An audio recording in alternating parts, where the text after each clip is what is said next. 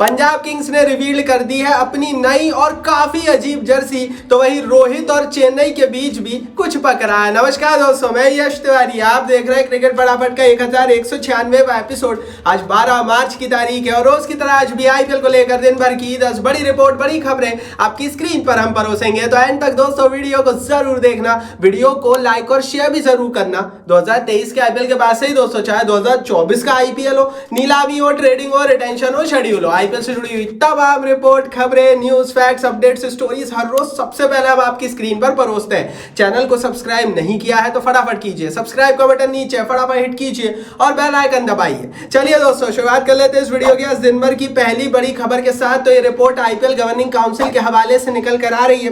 दरअसल दोस्तों, IPL governing council के हवाले से कल काफी बड़ी खुशखबरी आईपीएल फैंस के लिए निकल कर आई, क्योंकि कल आईपीएल गवर्निंग काउंसिल और आईपीएल के चेयरमैन अरुण धूमल ने कंफर्म किया कि बीसीसीआई प्लान कर रहा है कि साल में 2 दफा आईपीएल कराया जाए किसी भी तरह से। एक तो भैया मेगा और जो बड़ा इवेंट होता है जो हम देखते हैं 2 महीने तक चलता है आईपीएल का, जो अभी तक हो रहा है वो होगा, और एक दूसरा एक छोटे प्रारूप में भी आईपीएल साल में 1 दफा और कराया जाए, और बीसीसीआई इसकी प्लानिंग 2025 से कर रहा है। साथ ही अरुण धूमल ने यह भी बोला कि बचा हुआ जो शेड्यूल आने वाला है वो शेड्यूल भी होम और अवे मैचेस के फॉर्मेट पे आएगा और बीसीसीआई इसको इंश्योर करेगा। मतलब यार देखो, गवर्नमेंट और इलेक्शन के कारण ये जो शेड्यूल बचा हुआ फंसा हुआ है, वैसे तो देखो इसमें बहुत सारे बदलाव संभव है, लेकिन बीसीसीआई पूरी कोशिश करेगा कि होम और अवे मैचेस फॉर्मेट का जो मजा है वो बचा रहे। अब देखते हैं दोस्तों, ये बयान आने के बाद आईपीएल गवर्निंग काउंसिल का लाइक तो बनता है, लाइक का बटन नीचे। चलिए दोस्तों, आगे बढ़ते हैं, दूसरी बड़ी रिपोर्ट की बात करते हैं। तो भैया अरुण धूमल ने एक और बड़ी बात कही है आईपीएल 2024 के हवाले से। अरुण धूमल ने कहा है कि बचा हुआ आईपीएल जो होगा वो होम अवे मैचेस के फॉर्मेट में तो होगा, लेकिन जो अल्टरनेटिव वेन्यूज हैं, जो मैं बता रहा था आपको लंबे टाइम से कि इंदौर हो गया, रायपुर हो गया, रांची हो गया, वाइजैग हो गया, इनको भी शामिल किया जाएगा और प्लेऑफ की जो मैचेस है वो न्यूट्रल वेन्यूज पर कराने की बीसीसीआई तैयारी कर रहा है। तो सीधी बात है, सीधी कहानी यह है कि अरुण धूमल को अभी खुद नहीं पता कि वेन्यूज कौन से रहेंगे। बीसीसीआई बचा हुआ शेड्यूल बना चुका है, लेकिन वेन्यूज अभी तक बीसीसीआई ने भी डिसाइड नहीं किया है। और सबसे बड़ी बात, अरुण धूमल ने यह भी कंफर्म कर दिया कि भैया जब तक गवर्नमेंट इलेक्शन का शेड्यूल रिवील नहीं करती ना, आप किसी भी तरह के शेड्यूल को भूल जाइए। चलिए दोस्तों, आगे बढ़ते हैं, तीसरी बड़ी रिपोर्ट की बात करते हैं। तो यह रिपोर्ट आईपीएल 2025 के रिटेंशन प्रोसेस के हवाले से निकल कर आ रही है। दरअसल दोस्तों, आईपीएल 2025 में मेगा ऑक्शन होगा, ये 4 दिन पहले ही कंफर्म हो चुका था। अब बड़ी अपडेट दोस्तों ये निकल कर आई है और बीसीसीआई और आईपीएल के अरुण धूमल ने यह भी कंफर्म किया है कि जो रिटेंशन प्रोसेस रहेगी उसमें हर टीम को मात्र 3 से 4 खिलाड़ी ही रिटेन करने का अधिकार होगा। आरटीएम कार्ड होगा या नहीं होगा इस पर कोई अपडेट नहीं है, लेकिन बाकी सारी के सारे जो प्लेयर्स हैं वो नीलामी में चले जाएंगे। 2025 में मेगा ऑक्शन होगा और ये जो मेगा ऑक्शन होगा ये काफी लंबा चलेगा, 2 दिन तक पूरी नीलामी की प्रोसेस चलेगी। कुल मिलाकर 2025 का आईपीएल बदला बदला नजर आएगा और काफी सारे प्लेयर्स अपनी टीम बदलते हुए नजर आएंगे। अब कौन सा बड़ा खिलाड़ी टीम बदलेगा और कहां जाएगा ये आप बताओ कमेंट बॉक्स में। चलिए दोस्तों, आगे बढ़ते हैं, चौथी बड़ी रिपोर्ट की यहाँ से बात करते हैं। तो ये खबर आ रही है भैया इलेक्शन की डेट्स के हवाले से। अब आप बोलोगे कि यार आईपीएल की न्यूज बता रहे हो, क्रिकेट की न्यूज बता रहे हो, तो इलेक्शन का क्या ताल्लुक? यार ताल्लुक है, जैसा कि आपको पता है, जब तक इलेक्शन की डेट्स नहीं आती तब तक आप आईपीएल के बचे हुए शेड्यूल को नहीं देख पाएंगे। और इसी से जुड़ी हुई खबर है भाई। खबर यह है कि कल या फिर 14 मार्च को, ये 2 डेट्स में कभी भी इलेक्शन का शेड्यूल आ सकता है। तो कल 13 तारीख है, परसों 14 तारीख है, इन दोनों में से कभी भी डेट्स को जब शेड्यूल आएगा उसके बाद हमें आईपीएल का शेड्यूल देखने को मिलेगा।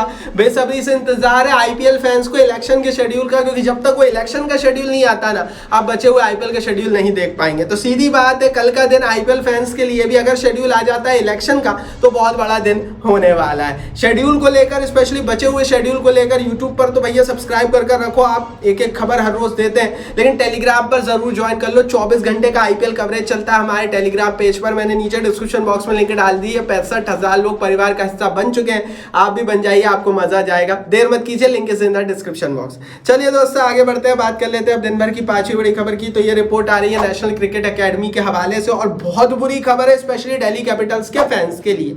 बेशक दिल्ली की टीम कप्तान बना चुकी है ऋषभ पंत को, बेशक दिल्ली वाले कह चुके हैं कि भैया हमारे इस साल कप्तान ऋषभ पंत होंगे, उप कप्तान डेविड वार्नर होंगे। अब डेविड वार्नर साहब तो थोड़ी सी इंजरी से जूझ रहे हैं। पंत को लेकर अपडेट यह है कि एनसीए अभी तक उनको जो है वो नहीं दे रहा है एनओसी, और ना ही देने वाला है। जैसा कि मैं बोल रहा था 3-4 दिन के अंदर में क्लियरिटी आ जाएगी। 4 दिन पहले भी मैंने बोला था कि ऋषभ पंत को बहुत जल्दी एनओसी मिल सकती है। अब रिपोर्ट यह है कि एनसीए ने पाया है कि Rishabh Pant is not 100% fit. Ricky Ponting ने एडमिट किया है कि वो अभी पूरी तरीके से फिट नहीं है। हालांकि बल्लेबाजी करने और विकेट कीपिंग करने में उन्हें कोई प्रॉब्लम नहीं हो रही, लेकिन वो पूरी तरीके से फिट नहीं है। अब पॉन्टिंग साहब क्या कहना चाहते हैं वो तो वही जाने, लेकिन कुल मिलाकर जैसा कि मैं पहले से ही बोल रहा था और काफी सारे फॉर्मर प्लेयर्स भी बोल रहे थे ऋषभ पंत को लेकर कि इतनी जल्दी फिट होना ऋषभ पंत के लिए थोड़ा सा मुश्किल होगा। चलिए दोस्तों आगे बढ़ते हैं, छठवीं बड़ी रिपोर्ट की यहां से बात करते हैं। ये खबर आ रही है केकेआर के हवाले से। केकेआर ने जेसन रॉय की रिप्लेसमेंट घोषित कर दी है फिल सॉल्ट को। आखिरकार आईपीएल में केकेआर में जगह मिल गई है। 2 करोड़ में डील हुई है केकेआर की। फिल सॉल्ट अब 2024 के आईपीएल में केकेआर की टीम का हिस्सा होंगे। नीलामी में नहीं बिके थे और उसके बाद back to back West Indies के खिलाफ इन्होंने 3 शतक लगाए थे और तब से ये कंफर्म था कि फिल सॉल्ट आईपीएल में आएंगे। हालांकि रिसेंटली जब डेवन कॉनवे चोटिल हुए तो चेन्नई वालों की नजर फिल सॉल्ट पर थी, लेकिन उसी नजर को देखते हुए केकेआर को समझ में आ गया था यार जल्द से जल्द फिल सॉल्ट को बुला लो, देरी मत करो सोचने विचारने में, अदरवाइज फिल सॉल्ट हाथ से निकल जाएगा। और अब हुआ भी यही है, जेसन रॉय जो है उनके स्थान पर फिल सॉल्ट की एंट्री हो गई है। अब ये बताओ भैया ये मूव कैसा है? मेरे हिसाब से जेसन रॉय से लाख गुना बेहतर फिल सॉल्ट थे हैं, और हमने आईपीएल में जेसन रॉय को देख लिया है। फिल सॉल्ट नया खिलाड़ी है, आप 1-2 सीजन मौका दे सकते हो, तो केकेआर ने सही फैसला लिया है। चलिए दोस्तों आगे बढ़ते हैं, बात कर लेते हैं अब दिन भर की 7वीं बड़ी खबर की। तो पंजाब की जर्सी की कुछ झलक रिवील्ड हुई है और ये झलक देखने के बाद एक सवाल उठता है कि आखिर कितनी टीमें नीली जर्सी पहनकर उतरेंगी, क्योंकि रिसेंटली एक पोस्टर वायरल हो रहा है शिखर धवन का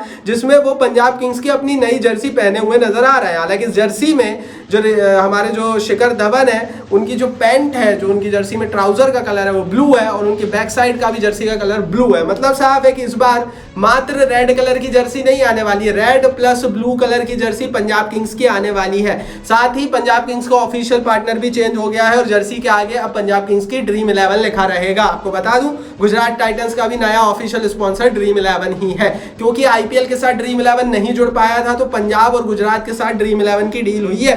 अब भैया नई जर्सी देखने के बाद सवाल यही उठता है कि कई टीमें ऐसी हैं जो नीले कलर की जर्सी पहनकर उतर रही है, जैसे चेन्नई भी नीली पहनती है, दिल्ली की टीम भी नीली जर्सी पहनती है और अब पंजाब किंग्स की टीम भी नीली पहनेगी। गुजरात की भी काइंड ऑफ थोड़ी सी दबा हुआ नीला टाइप का कलर होता है। तो ऐसा क्यों है, नीले से ऐसा ऑब्सेशन क्यों है, आप बताओ कमेंट बॉक्स में। चलिए दोस्तों आगे बढ़ते हैं, 8वीं बड़ी रिपोर्ट की बात करते हैं। ये खबर आ रही है गुजरात टाइटंस के खेमे से। अच्छी खबर है, खुशखबरी है गुजरात टाइटंस के फैंस के लिए, क्योंकि हमें पता है हार्दिक पांड्या ऑलरेडी बाहर हो चुके हैं, भाग चुके हैं, जो भी आप बोल लो गुजरात के लिए तो भागे ही है, क्योंकि गुजरात ने बहुत सपोर्ट दिया हार्दिक पांड्या को, रातों रात ट्रेड हो गए।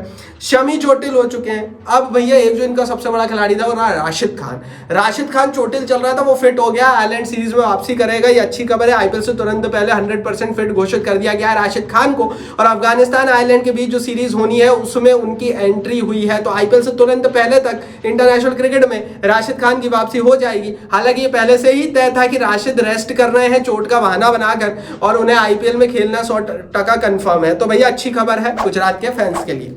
चलिए दोस्तों आगे बढ़ते हैं, अब 9वीं बड़ी रिपोर्ट की बात करते हैं। तो अंबाती रायडू ने एक बड़ा बयान दे दिया रोहित शर्मा को लेकर। वैसे तो काफी लंबे टाइम से कयास लग रहे थे कि रोहित चेन्नई में जाएंगे, चेन्नई में जाएंगे, चेन्नई में जाएंगे। चेन्नई में ऋषभ पंत के जाने की भी कुछ दिन पहले खबर आई थी। अब खबर ये है दोस्तों, रायडू जो कि पूर्व एमआई और सीएसके के खिलाड़ी हैं, दोनों टीमों में खेल चुके, कह रहे हैं Want Rohit to lead CSK when MSD retires. कह रहे हैं कि भैया मैं देखना चाहता हूं रोहित शर्मा लीड करे चेन्नई को जब धोनी रिटायर हो जाए। क्या कुछ अंदर खाने पक रहा है, क्या खिलाड़ियों को, फॉर्मर प्लेयर्स को कुछ खुशबू आ गई है इनके बीच जो चल रहा है? क्योंकि रिसेंटली रोहित शर्मा चोटिल है और ऐसा कहा जा रहा है, कुछ सोर्सेस ये कह रहे हैं कि रोहित नहीं खेलेंगे इस साल का आईपीएल चोट के कारण।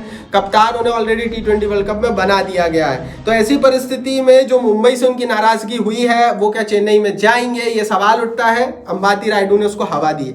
आगे बढ़ते हैं, 10वीं बड़ी रिपोर्ट की यहाँ से बात कर लेते हैं दोस्तों। तो मुंबई इंडियंस की टीम ने अपना प्रेप कैंप शुरू कर दिया आईपीएल 2024 के लिए। आपको बता दूं लसित मलिंगा पहुंच चुके हैं और उन्होंने मुंबई इंडियंस के खेमों को ज्वाइन कर लिया। आने वाले 2 से 3 दिनों में मुंबई के जियो गार्डन्स में मुंबई इंडियंस की team with Rohit Sharma and all players practice करना शुरू होगी। अभी की स्थिति में सूर्य यादव को एनओसी नहीं मिला है नेशनल क्रिकेट अकेडमी से, पर रिपोर्ट ये है बहुत जल्दी मिल जाएगा। ये थी दिन भर की 10 बड़ी खबरें दोस्तों। टेलीग्राम पर ज्वाइन कर लो, नीचे लिंक है। 65,000 लोग परिवार का हिस्सा बन चुके हैं, आप भी बन जाओ। इस वीडियो को लाइक और शेयर कर दो अपने हर एक क्रिकेट फैन के साथ, और चैनल को सब्सक्राइब नहीं किया है तो सब्सक्राइब का बटन नीचे फटाफट हिट कर बेल आइकन